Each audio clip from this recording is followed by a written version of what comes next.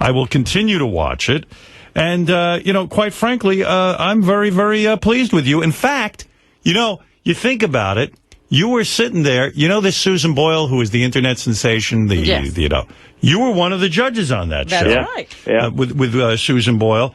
And I couldn't figure this broad out. Like, is something mentally wrong with her? Did she have a breakdown after you guys chose her to move on in the contest? And you know what? She's absolutely fine now, Susan. The thing about it was she went from being... I mean, it's very hard to imagine if you're an American, I think, just how tiny the village in Scotland she comes from is. It's like, we're talking about probably 1,000 people live there. And she had only ever sung locally in her church community, the local church and so on. And then suddenly, within literally 2 weeks of appearing on Britain's Got Talent when it went to air, she had 250 million hits on YouTube, which is, to put it in context, we worked it out. It was more than Marilyn Monroe, Audrey Hepburn, Adolf Hitler, and Winston Churchill put together. Wow. That is a pressure. It was a great moment. When I watched it on YouTube, that's how I saw it. It gave me the chills. I had goosebumps because here's this horrendous-looking woman who steps up on stage. She looks like some of the kooks that come on there and can't sing. She looked like Pete Rose. And suddenly she opens up her mouth and she can sing like an angel. But you know what, Piers, let me ask you something, and let's be honest. Yeah. A lot of this has to do with how you look, in the sense that there's lots of people out there who can sing. But the ones who are bankable, the ones who end up really in Vegas or end up in a record contract. Who are super stars at a point. It's not even so much the singing, it's also they look good. Kids can relate to them.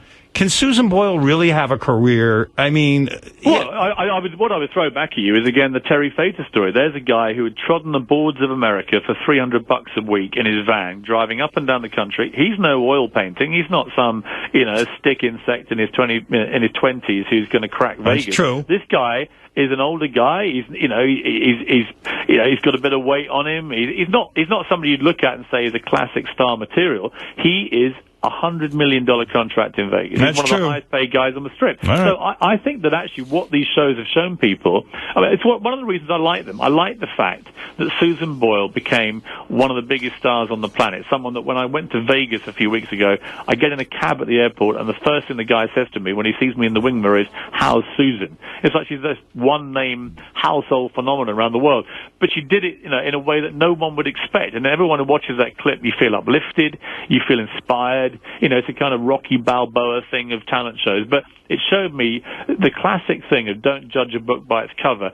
It's never been more important because show business has become, I think, in the last 10, 15 years, massively too obsessed with the aesthetic side of stuff. It's become, you've got to look like some skinny rape model. You've got to look like some hot boy band member. Otherwise, no one's interested. What Susan Boyle has done, almost single-handedly, is reinvent the wheel. She said, you know what? Actually, what matters is the talent. If you can sing like she does, and I'm told the album she's making is going to be phenomenal. It's nothing like people think it's going to be. She sang Cry Me a River, apparently, and it's just brought everyone to tears in the studio. So you're talking about someone with a special talent who had been completely ignored simply because of the way she looked. Those days, I think, are beginning to teeter on the brink of ending. Would you ever consider setting her up with Paul McCartney? Well, I tell you what. Yeah.